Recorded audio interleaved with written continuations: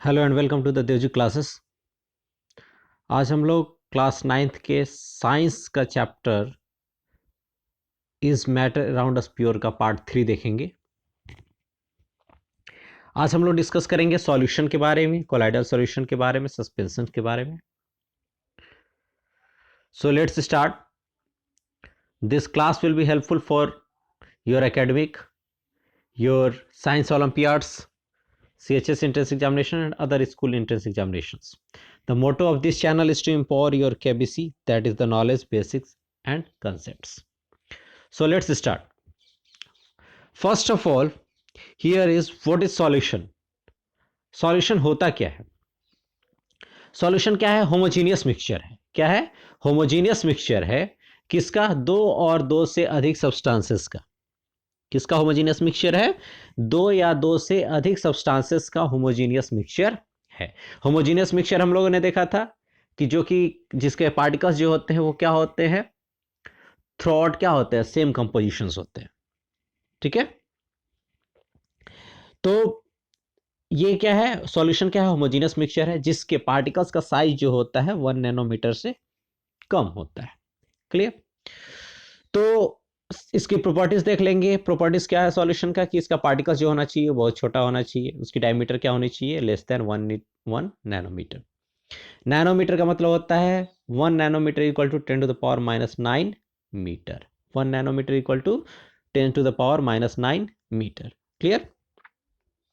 इसके जो पार्टिकल्स होते हैं, कंस्टिट्यूएंट पार्टिकल्स जो होते हैं वो विजिबल नहीं होते हैं ड्यू बाय द नेकेड आई। फिर क्या है? इसके जो पार्टिकल्स होते हैं वो बीम ऑफ लाइट को स्कैटर नहीं करते हैं, इसलिए ये टिंडल इफेक्ट को शो नहीं करते। हम लोग आगे देखेंगे कि टिंडल इफेक्ट होता क्या है। ठीक है, the solid particles never settle down on keeping undisturb. मतलब कहने का मतलब है कि अगर चीनी और पानी का घोल बना करके अगर हम लोग रख दें और कुछ देर रखने के बाद उसको छोड़ दें और कुछ देर छोड़ने के बाद भी हम लोग देखेंगे कि ऐसा नहीं है कि चीनी का जो पार्टिकल्स है कुछ देर बाद नीचे आकर के सेडिमेंट हो जाए, बैठ जाए। ठीक है, आई बात समझ में? The component of solution can not be separated using filtration. फिर क्या है? फिल्टरेशन प्रोसेस से, फिल्टर पेपर के यूज करके हम लोग उसके जो कंपोनेंट्स हैं उसको हम लोग अलग नहीं कर सकते। या तो आप उसको फिल्टर करें फिल्टर पेपर के थ्रू, या तो आप एनिमल मेम्ब्रेन के थ्रू अगर आप फिल्टर करें। किसी के भी थ्रू फिल्टर करने के बाद भी उसके जो पार्टिकल्स होंगे वो सेपरेट नहीं होंगे। मतलब चीनी और पानी का अगर घोल आप बनाते हो तो ऐसा नहीं है कि फिल्टर पेपर से क्रॉस करने के बाद चीनी अलग हो जाए और पानी अलग हो जाए। क्लियर? नाउ हम लोग जब सॉल्यूशन की बात हो रही है तो हम लोग दो शब्द को जानेंगे। एक होता है सॉल्यूट और दूसरा होता है सॉल्वेंट। सॉल्यूट क्या होता है? वह सब्सटेंस, वह पार्टिकल्स जो कि डिजॉल्व होने जा रहा है। जो कि क्या होने जा रहा है? डिजॉल्व होने जा रहा है। किसमें? सॉल्वेंट में। सॉल्वेंट क्या होता है? वह लिक्विड या वह पार्ट ऑफ सॉल्यूशन जिसमें, ठीक है, वो जिसमें क्या हो रहा है? सॉल्यूट जो हो रहा है वो डिजॉल्व हो रहा है।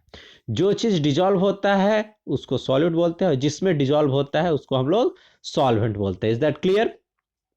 मतलब अगर चीनी और पानी का घोल है या नमक पानी का घोल है तो चीनी और नमक जो हो गया that will be the solute, but जो पानी होगा that will be the solvent. Clear? तो सॉल्यूशन जो होता है वो दो चीज से मिलकर के बना है। एक हो गया आपका सॉल्यूट और दूसरा हो गया सॉल्वेंट। अगर मान लो पानी है, पानी में पानी जो हो गया वो क्या हो गया? सॉल्वेंट। और जो चीनी हो गया वो क्या हो गया? वो हो जाएगा सॉल्यूट। क्लियर है? Let's move. उसके बाद हम लोग देखेंगे टाइप्स ऑफ सॉल्यूशन। सॉल्यूशन के टाइप्स क्या क्या हैं। सबसे पहली चीज कि सॉल्वेंट के आधार पे, किसके आधार पे? On the basis of solvent. Solution को दो कैटेगरी में डिवाइड किया गया। ठीक है, पहला क्या है? पहला कैटेगरी है, पहला कैटेगरी है आपका एक on the basis of solvent. On the basis of solvent.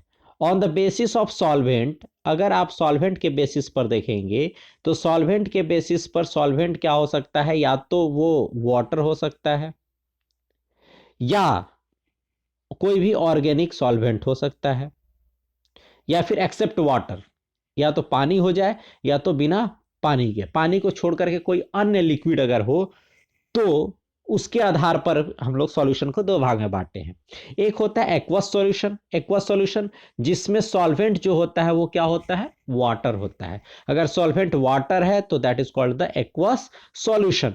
और दूसरा क्या है, non aqueous solution. Non aqueous solution मतलब अगर सॉल्वेंट जो है वाटर ना हो करके कोई अन्य लिक्विड हो, अनदर लिक्विड हो, तो हम उसको बोलेंगे नॉन एक्वस सॉल्यूशन। मतलब अगर सल्फर को आप कार्बन डाइसल्फाइड में डालते हैं तो कार्बन डाइसल्फाइड चूंकि ऑर्गेनिक सॉल्वेंट है, इसलिए ये जो सॉल्यूशन जो फॉर्मेशन होगा, that solution is called the non aqueous solution. Is that clear?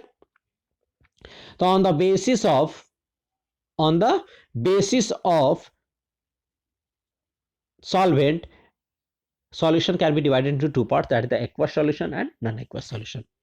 फिर सॉल्यूशन क्या हो सकता है, डाइल्यूट और कंसंट्रेटेड। जैसे मान लो अगर वो पानी है, पानी क्या है, मान लो तुम्हारा सॉल्वेंट, पानी क्या है, सॉल्वेंट है, और इसमें आप डाल रहे हो क्या, चीनी। चीनी क्या है, सॉल्यूट है। अगर नंबर ऑफ सॉल्यूट्स कम है, ठीक है, तो हम उससे जो सॉल्यूशन का फॉर्मेशन होगा that will be the dilute, that will be the dilute. लेकिन अगर सॉल्यूट ज्यादा मात्रा में है, सॉल्यूट क्या है, अधिक मात्रा में है, तो हम उसको बोलेंगे कंसंट्रेटेड। ठीक है, मतलब अगर सॉल्यूशन में सॉल्यूट की मात्रा अधिक है तो that will be the concentrated. अगर सॉल्यूट में सॉल्वेंट यानी पूरे सॉल्यूशन में सॉल्यूट की मात्रा अगर कम है तो that will be the dilute. Clear?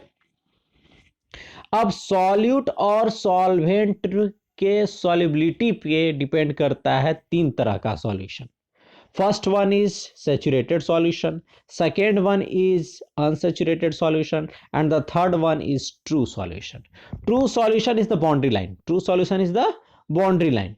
कैसे भाई बाउंड्री लाइन है ये, अगर मान लो सॉल्यूट, आप देखेंगे कि हम क्या करें, लिए एक ग्लास पानी ले लिए, पानी के बाद उसमें क्या कर रहे हैं हम लोग, चीनी मिला रहे हैं। चीनी मिलाते गए, एक चम्मच चीनी मिलाए, फिर उसको घोल लिए, फिर चीनी मिलाए, फिर घोल लिए, फिर चीनी मिलाए, फिर घोल लिए। एक सिचुएशन ऐसा आएगा कि हम अगर एक चम्मच, एक चुटकी भी चीनी अगर एक्स्ट्रा हो जाता है तो वो फिर उसमें घुलेगा नहीं। ठीक है,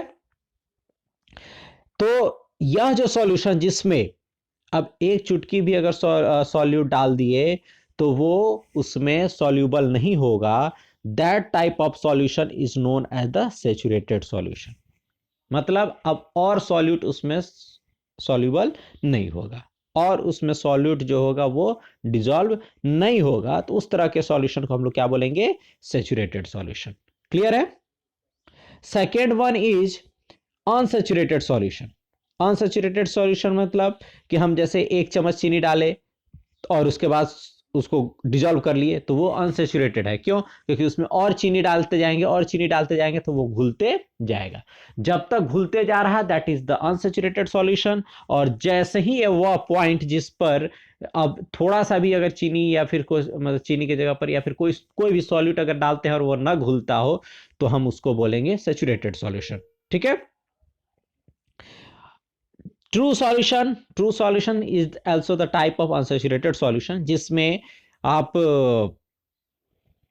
कंप्लीटली डिजॉल्व हो जाए, यानी वो विजिबल ना हो आंख से। एक चम्मच चीनी अगर डालेंगे तो ट्रू सॉल्यूशन, दो चम्मच डालेंगे तो क्या होगा, तब भी ट्रू सॉल्यूशन।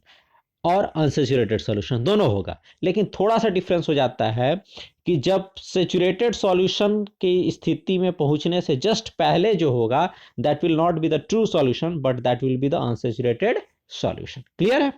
Let's move. अब हम लोग देखेंगे आगे कि concentration of solutions. Concentration of solutions क्या होते हैं? कंसंट्रेशन ऑफ सॉल्यूशंस का मतलब क्या होता है? What do you mean by concentration? The presence of solute in the solvent is known as the concentration of the solution. Clear? The presence of solute in the solutions or solvent, that is called the concentration of the solution. Clear? तो सबसे पहले हम एक term जानेंगे, solubility यानी घुलनशीलता। क्या है घुलनशीलता? यह एबिलिटी को शो करता है कि कितना सॉल्यूट की एबिलिटी है डिसॉल्व होने के लिए, किसमें, सॉल्वेंट में। ठीक है, तो it is measured in terms of the maximum amount of solute, कितना अमाउंट ऑफ सॉल्यूट जो हो रहा है, मैक्सिमम अमाउंट ऑफ सॉल्यूट जो हो रहा है वो डिसॉल्व हो रहा है किसमें, सॉल्वेंट में एट इक्विलिब्रियम। एट इक्विलिब्रियम का मतलब क्या होता है, at constant temperature and pressure.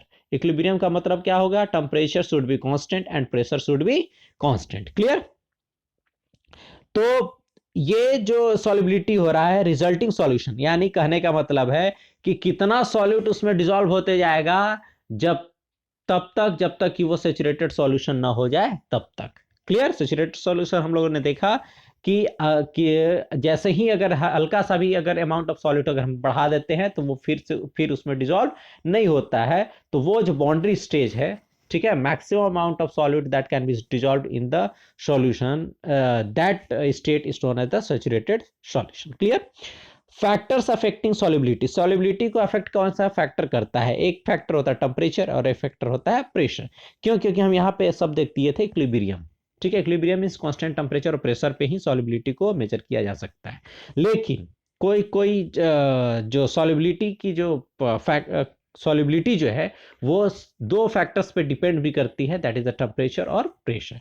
Temperature अगर बढ़ा देंगे सॉल्युबिलिटी बढ़ जाएगा। Solubility increases with temperature, it means solubility is directly proportional to the temperature.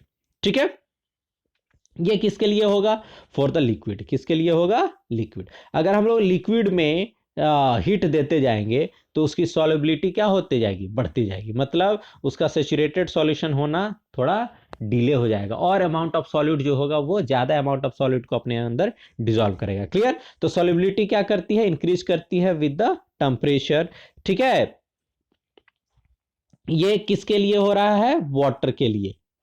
ठीक है, ये किसके लिए हो रहा है, वाटर के लिए। लेकिन अगर ये डिफरेंट होता है किसके लिए, गैसेस के लिए। ठीक है, गैस जो हो रहा है, देखो सॉल्यूट जो होना चाहिए, सॉल्यूट क्या हो सकता है, लिक्विड भी हो सकता है,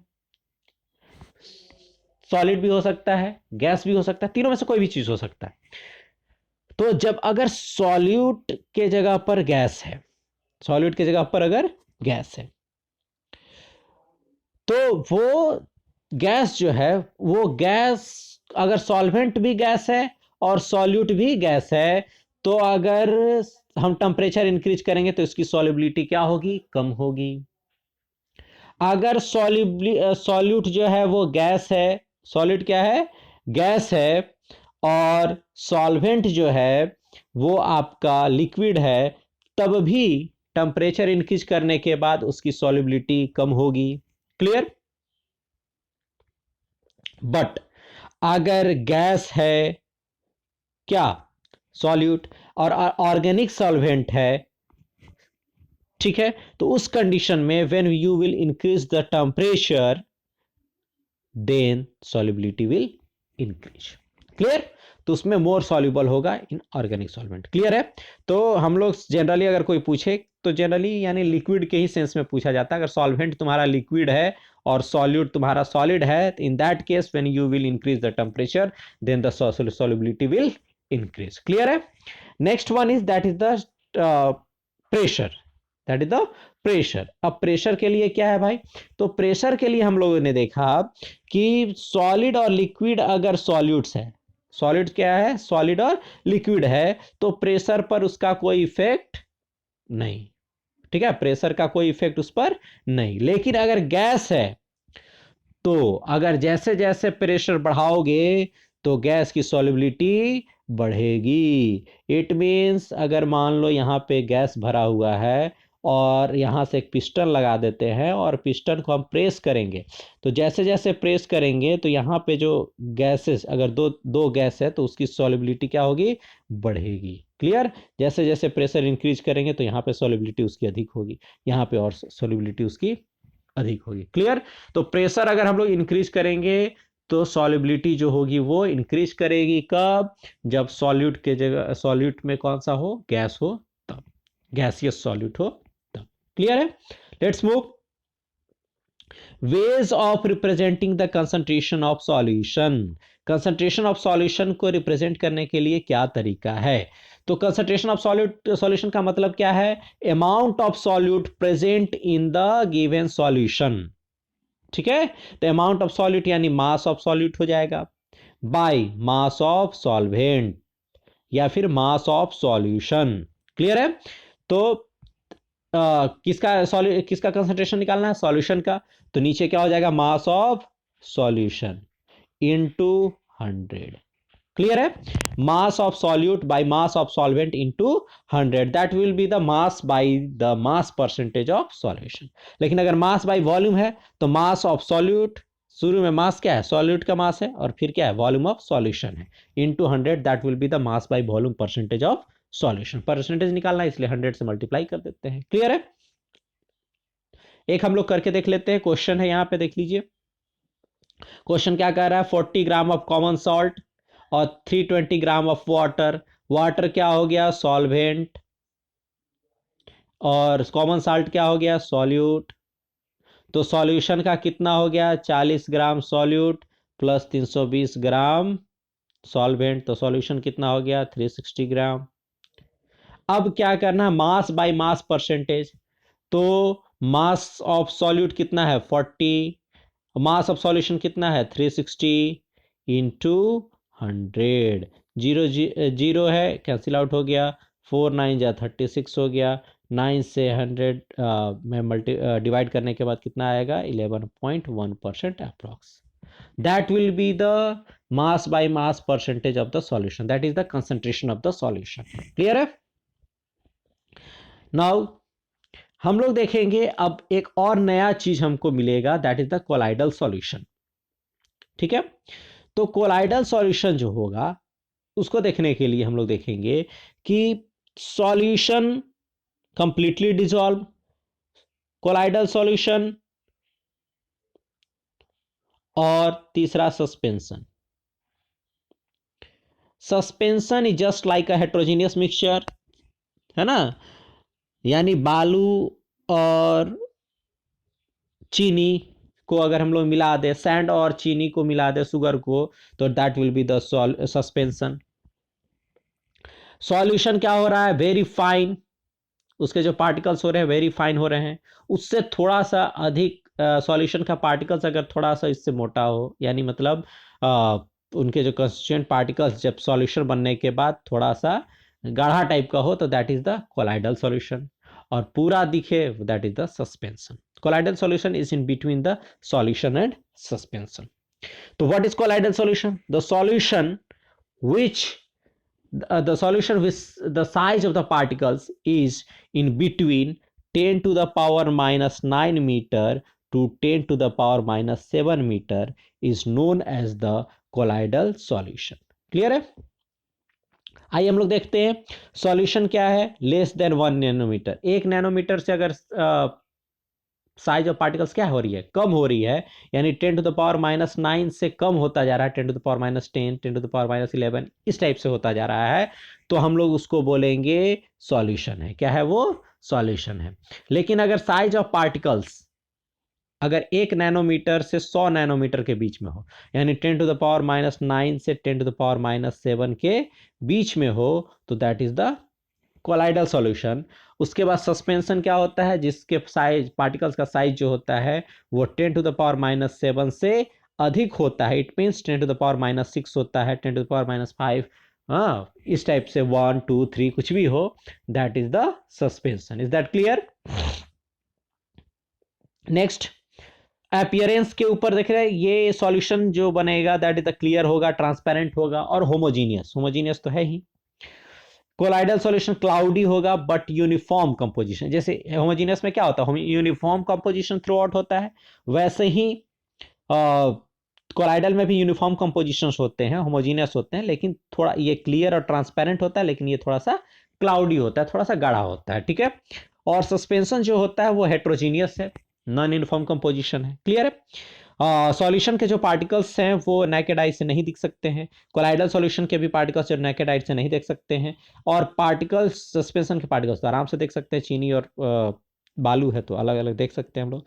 फिल्ट्रेशन, ये पास हो जाएगा, ये फिल्टर नहीं होगा। सॉल्यूशन के जो कंस्टिट्यूएंट पार्टिकल्स हैं वो फिल्टर पेपर से, ना तो एनिमल मेम्ब्रेन से, किसी से वो फिल्टर नहीं होगा, उससे इजिली वो पास हो जाएगा। लेकिन कोलाइडल सॉल्यूशन जो होते हैं वो ऑर्डिनरी फिल्टर से तो फिल्टर नहीं होंगे, लेकिन एनिमल मेम्ब्रेन से वो फिल्टर हो जाएंगे। Is that clear? Animal membrane से अगर इसको हम क्रॉस कराएंगे तो सॉल्यूट और सॉल्वेंट अलग अलग हो जाएगा। ठीक है। अब चूंकि कोलाइडल सॉल्यूशन में थोड़ा सा डिफरेंस हो जाता है सॉल्यूट और सॉल्वेंट का, इसमें डिस्पर्सन फेज और डिस्पर्स्ड मीडियम हो जाता है। ठीक है। तो सस्पेंशन में क्या होगा, can not pass through the filter paper, यानी ये फिल्टर करना क्या है, ये अलग अलग हैंड पिकिंग से ही हो जाता है। Tyndall effect, this is very very important topic, that is the Tyndall effect. अगर कोई भी सॉल्यूशन, या तो सॉल्यूशन हो या फिर कोलाइडल सॉल्यूशन या सस्पेंशन हो, अगर उससे रे ऑफ लाइट पास कराते हैं तो हम लोग उस पाथ, उसके बीम के पाथ को हम लोग देख सकते हैं। तो उस प्रोसेस को हम लोग, उस इफेक्ट को बोलते हैं हम लोग Tyndall effect. When a ray of light passing through the solution और colloidal solution, then if we can see the path of beam, then we can say that the Tyndall effect has been happened, और it happens only in the colloidal solution. solution से अगर ये पास करे तो वो नहीं दिखता है, क्योंकि वहां पे स्कैटरिंग ऑफ लाइट नहीं होती। कोई भी रे ऑफ लाइट को देखने के लिए क्या होना चाहिए, पार्टिकल्स के बीच में रे ऑफ लाइट का स्कैटरिंग होना चाहिए। ठीक है। लेकिन कोलाइडल सॉल्यूशन में तो वो होता नहीं है, इसलिए टिंडल इफेक्ट इसमें अब्सेंस होता है। और सस्पेंस में इतने मोटे पार्टिकल्स हो जाते हैं कि वो स्कैटर क्या होने के, वो जो रे ऑफ लाइट हो जाता है वो रिटर्न हो जाता है, इसलिए वहां पे भी दिखता नहीं है। बट कोलाइडल सॉल्यूशन में लाइट स्कैटर्ड भी होता है और इफेक्ट भी शो होता है। जब रे ऑफ लाइट यहां से क्रॉस करेगा तो स्कैटरिंग ऑफ लाइट भी होगी और यहां पे टिंडल इफेक्ट शो होगा। क्लियर है? तो कोलाइडल सॉल्यूशन में टिंडल इफेक्ट शो होता है। क्लियर? Next, settling. सेटलिंग का मतलब होता है बैठ जाना। क्या है भाई, कि अगर सॉल्यूशन को बना करके कुछ देर छोड़ दिया जाए अनडिस्टर्ब, तो उसके पार्टिकल्स बैठते नीचे नहीं है। ड्यू टू द ग्रेविटी भी उसके नीचे, ग्रेविटी का इफेक्ट उस पर होता नहीं है, ग्रेविटी के कारण वो बैठता नहीं है। लेकिन कोलाइडल सॉल्यूशन अगर रहेगा तो उसके जो कंस्टिट्यूएंट पार्टिकल्स जो होते हैं कुछ देर के बाद सेटल हो जाते हैं किस नीचे। क्लियर है? और अगर सस्पेंशन, जैसे मान लो कि पानी में पत्थर डाल दे तो क्या होगा, वो नीचे आकर के बैठ जाएगा। क्लियर है? डिफ्यूजन, डिफ्यूजन क्या होता है, डिफ्यूजन इज द प्रोसेस, यानी movement of particles from the higher concentration to lower concentration. Movement of particles from higher concentration to lower concentration. मतलब जैसे अगर मान लो एगो पानी है, पानी में अगर क्या कर रही है, मिश्री का ढेला, मिश्री समझते हो? ठीक है। मिश्री का एक छोटा सा क्यूब ले लेंगे और उसको हम इसमें डाल दिए। तो जैसे ही डालेंगे तो इस यहाँ पे मिश्री का जो पार्टिकल्स होगा वो क्या है, हाईली कंसंट्रेशन में है। अब जैसे ही डालेंगे तो इसका कंसंट्रेशन से तोड़ते हुए ये क्या होगा, वाटर का कंसंट्रेशन क्या है, कम है, और उधर मूवमेंट करने लगेंगे और जा करके उसके जो पार्टिकल्स के बीच में जो गैप है वहां पे जाकर के वो बैठ जाएंगे। Is that clear? तो इसी प्रोसेस को बोलते हैं हम लोग डिफ्यूजन, घुलना, मतलब हायर कंसंट्रेशन से जाकर के लोअर कंसंट्रेशन तक चल जाना है। क्लियर है? तो सॉल्यूशन में डिफ्यूजन जो होता है फास्ट होता है भाई, सॉल्यूशन है तुरंत उसमें गैप है और जाकर के अपने अपने जगह पर वो ले लिया। कोलाइडल सॉल्यूशन में क्या होता है, थोड़ा स्लो होता है। क्यों? क्योंकि इसमें पार्टिकल्स का साइज क्या हो जाता है, बढ़ जाता है ना। सॉल्यूट के पार्टिकल्स का साइज क्या हो जाता है, बढ़ जाता है। और सस्पेंशन में तो डिफ्यूजन होता ही नहीं। क्यों? क्योंकि घुलने वाली बात ही नहीं है इसमें। Is that clear? Next, Tyndall effect. Tyndall effect क्या है भाई? टिंडल इफेक्ट यहाँ पे इमेज दिख रहा है, यहाँ पे देख रहे हो कि कैनोपी,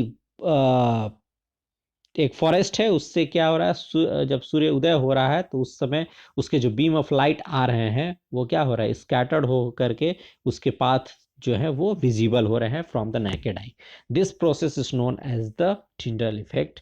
तो scattering of beam of light by the colloidal particles. ठीक है। अगर हम टॉर्च से, एक कोलाइडल सॉल्यूशन है उसमें हम लोग रे ऑफ लाइट पास कराते हैं तो उसका जो बीम ऑफ लाइट है वो क्या हो जाता है, शो करता है, दिखता है। क्यों? क्योंकि जब यहाँ पे जो रे का पार्टिकल्स जो जा रहे हैं वो क्या कर रहे हैं, टकरा रहे हैं किसके पार्टिकल से, कोलाइडल सॉल्यूशन के पार्टिकल से टकरा रहे हैं, और वहां पे एक मूवमेंट होता है, that movement is known as the zigzag movement. कैसा मूवमेंट होगा, टकराएगा, जैसे यहां से टकराया, फिर यहां टकराया, यहां टकराया, यहां टकराया, तो ये जिग जैग मूवमेंट होता है, that is known as the Brownian movement. इसको क्या बोलते हैं, कौन सा मूवमेंट बोलते हैं, इसको बोलते हैं ब्राउनियन मूवमेंट।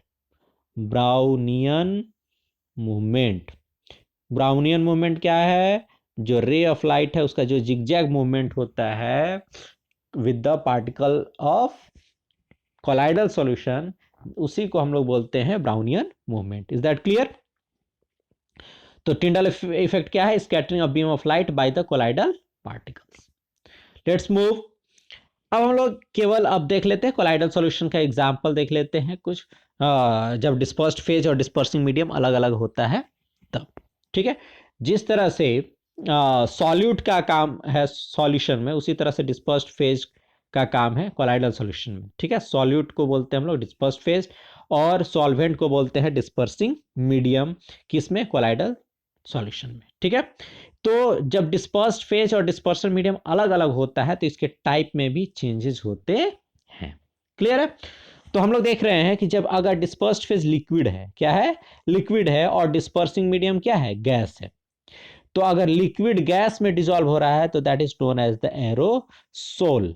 उसको क्या बोलेंगे, एरोसोल। और फॉग जो हो गया, क्लाउड हो गया, मिस्ट हो गया, ये फॉग क्लाउड जो भी है that is the example of aerosol. मतलब इसमें लिक्विड जो है वो डिस्पर्स्ड फेज है, सॉल्यूट है, और गैस जो है वो डिस्पर्सिंग मीडियम है। यानी फॉग, क्लाउड, मिस्ट में वाटर वेपर जो होता है वो सॉल्यूट का काम करता है, और जो एयर प्रेजेंट होता है वो तुम्हारा डिस्पर्सिंग फेज मीडियम का काम करता है। क्लियर? अगर सॉलिड गैस में डिसॉल्व हो रहा है तो उसको भी बोलते हैं एरोसोल। कहने का मतलब है कि अगर डिस्पर्सिंग मीडियम गैस है तो उसको बोलते हैं सोल, एरोसोल। तो स्मोक या ऑटोमोबाइल एग्जॉस्ट, ये इसमें क्या होता है, सॉलिड पार्टिकल जो होते हैं वो प्रेजेंट होते हैं किसमें, गैस में डिस्पर्स्ड होते हैं, इसीलिए इसको क्या बोलते हैं हम लोग, एरोसोल बोलते हैं। तो स्मोक में क्या हो जाता है, जो डस्ट का पार्टिकल्स होता है वो एयर में प्रेजेंट होता है। Is that clear? नेक्स्ट, जब गैस जो प्रेजेंट होगा लिक्विड में, गैस प्रेजेंट होगा लिक्विड में, तो उसको बोलेंगे हम लोग फोम। क्या बोलेंगे, फोम। तो शेविंग क्रीम जो होता है उसमें क्या होता है, गैस जो होता है वो लिक्विड में प्रेजेंट होता है, और इसलिए इसको क्या बोलते हैं हम लोग, फोम बोलते हैं। नेक्स्ट क्या है, जब लिक्विड लिक्विड, यानी अगर लिक्विड है ना, सॉल्यूट भी अगर लिक्विड है और सॉल्वेंट भी अगर लिक्विड है, यानी डिस्पर्स्ड फेज भी लिक्विड है और डिस्पर्सिंग मीडियम भी अगर लिक्विड है, तो उसको बोलते हैं इमल्सन। ठीक है, और दूध जो होता है, ये बहुत इंपॉर्टेंट है कि दूध पूछा जाता है which type of colloidal solution है, तो that is the emulsion, because in this dispersed phase and dispersing medium both of them are the liquids. Clear? Next one is solid अगर लिक्विड में है तो that is called the sol. Solid अगर liquid में है तो उसको क्या बोलेंगे, सोल बोलेंगे। मिल्क ऑफ मैग्नीशिया और मड, कीचड़ जो है, that is the solid dissolve in the liquid, उसको क्या बोलेंगे हम लोग, सोल बोलेंगे। ठीक है, गैस डिजॉल्व होता है सॉलिड में, गैस किस में डिजॉल्व हो रहा है, सॉलिड में, तो उसको क्या बोलेंगे हम लोग, फोम बोलेंगे। फोम हो गया, रबर हो गया, स्पंज हो गया, ये ना, ये एग्जांपल है कि गैस जो हो रहा है वो किस में डिजॉल्व हो रहा है, सॉलिड में। क्लियर? स्पंज में क्या होता है, उसके जो पार्टिकल एयर प्रेजेंट होते हैं जहां जहां गैप होता है। क्लियर है?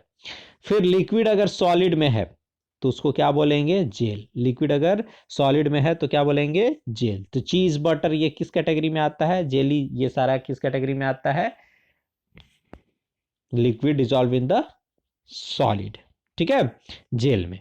अगर सॉलिड सॉलिड है तो उसको क्या बोलेंगे हम लोग, सॉलिड सोल बोलेंगे। दैट इज कलर्ड जेमस्टोन हो गया, मिल्की ग्लास हो गया, है ना।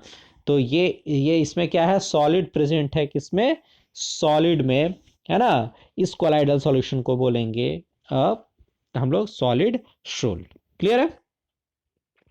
तो देख लिए, जब लिक्विड अगर गैस में है तो एरोसोल, सॉलिड में गैस में है तो एरोसोल, गैस अगर लिक्विड में है तो फोम, लिक्विड लिक्विड में इमल्सन, ये तो आप जरूर याद रखोगे।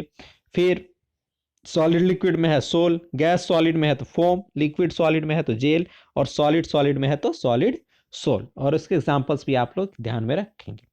आई होप आपको क्लियर हो गया होगा कि सॉल्यूशन क्या है, सस्पेंशन क्या है, और कोलाइडल सॉल्यूशन क्या है। ठीक है, तो फिर हम लोग मिलेंगे नेक्स्ट वीडियो में, ठीक है। इसको आप लाइक करें, कमेंट करें, शेयर करें और सब्सक्राइब करना ना भूलें, इस चैनल को सब्सक्राइब करें। और अगले पार्ट में हम लोग देखेंगे इसके आगे का, इसी चैप्टर का कंटिन्यूअस रहेगा, ठीक है। Thanks for the watching, thank you.